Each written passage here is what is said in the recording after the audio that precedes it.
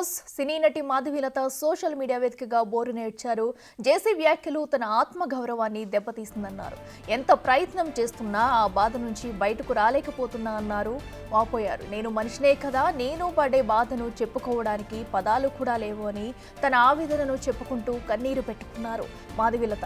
ప్రతిక్షణం వేదన అనుభవిస్తున్నానని, కోపం, నిరాశ, ఆవేదన, దుఃఖం అన్నీ ఒకేసారి తనను కుదిపేస్తున్నాయన్నారు.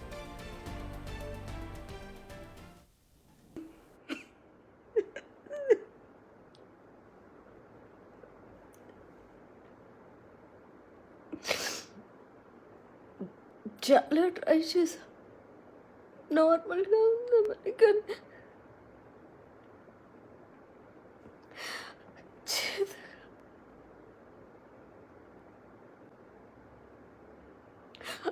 అవ్వట్లేదు.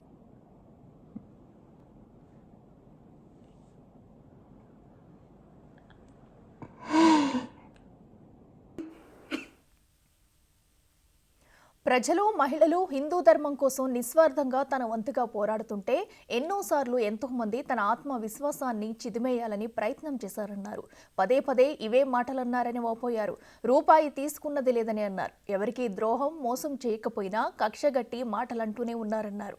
ఆడపిల్లగా ఎప్పుడూ సింపతి గేమ్ ఆడలేదని, విమెన్ ఫేవర్ లాస్ని ఉపయోగించలేదని, మగాడిలా పోరాడుతూనే ఉన్నానని అన్నారు. ఎన్ని కష్టాలైనా అధిగమిస్తా, నా ధైర్యాన్ని నేను కోల్పోనంటూ చెప్పుకొచ్చారు. అభిమానుల ప్రేమ, అభిమానం, ఆశీర్వాదాలే తనకు శక్తినిస్తాయని చెప్పారు.